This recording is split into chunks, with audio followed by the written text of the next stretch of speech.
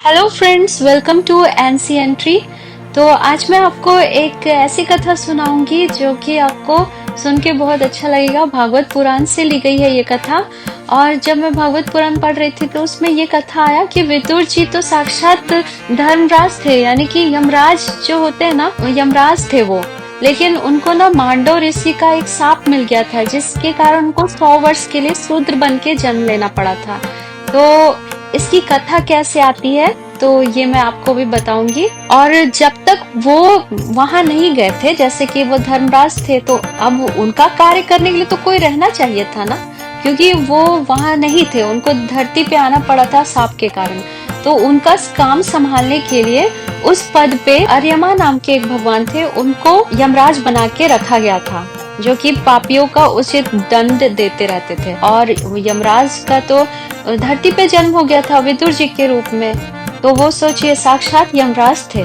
ये जान के बहुत लोगों को अभी आश्चर्य भी हो रहा होगा। तो अब मैं बताती हूँ ये कथा कैसे शुरू हुई थी, मतलब उनको कैसे सांप मिला था। इस कथा से आपको ये भी पता चलेगा फ्रेंड कि जो हमारे पास रिस्पॉन्सिबिलिटी दी जाती है ना हमें, तो उसका ना हमें बहुत सोच समझ के उसका पालन करना चाहिए। जैसे कि अगर आप एक बहुत बड़े जज हैं या राजा है, आपके पास सारी शक्तियां हैं, लेकिन उस शक्ति का जिस दिन आपने दुरुपयोग कर दिया तो आपको उसका भोगना पड़ेगा। अब इसमें तो मुझे लग नहीं रहा था कि ऐसा कोई दुरुपयोग किया था यमराज जी ने, लेकिन फिर भी यहाँ पे जो है कथा वो मैं आपको बताती हूँ।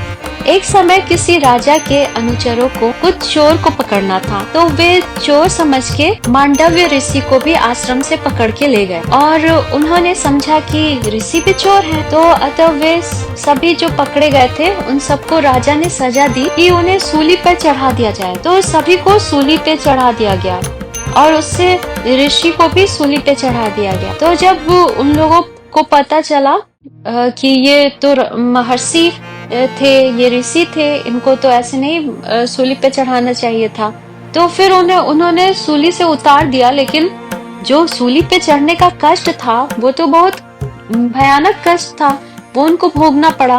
तो वो जो ऋषि थे, मांडव्य ऋषि, उन्हें बहुत क्रोध आया और उन्होंने सोचा कि क्यों ना जाके पूछा जाए धर्मराज से कि आपने मुझे क्यों, मतलब ये सजा क्यों दी। तो वो अपने अपराध क्षमा कराया और मांडव्य जी ने यमराज के पास जाकर पूछा, मुझे किस पाप के फल स्वरूप यह दंड मिला है। यमराज ने बताया कि अपने लड़कपन में जब आप बच्चे थे तो एक टिड्डी को पूंछ की नोक से छेद दिया था, इसलिए ऐसा हुआ है। इस पर मुनि ने कहा, मैंने अज्ञानवश ऐसा किया होगा। उस छोटे से अपराध के लिए तुमने मुझे बड़ा कठोर दंड दिया है यमराज, इसलिए तुम 100 वर्ष तक शूद्र योनि में रहोगे। मांडव्य जी के इस शाप से ही यमराज ने विदुर के रूप में अवतार लिया था। तो आई होप दोस्तों आपको ये वीडियो पसंद आई हो, ये कथा पसंद आई हो। अगर पसंद आती है तो हमारे चैनल को जरूर सब्सक्राइब कीजिएगा और शॉर्ट्स वीडियो भी देखिएगा, वो भी मैं आजकल डाल रही हूँ। हमारे फेसबुक पेज वेदिक्स और एनसी एंट्री को भी लाइक कीजिएगा और इंस्टाग्राम पे भी हम लोग हैं, तो वहाँ पे भी हमें फॉलो कीजिएगा। मिलते हैं अगले वीडियो में। राधे राधे, जय Shri Krishna. Thank you friend.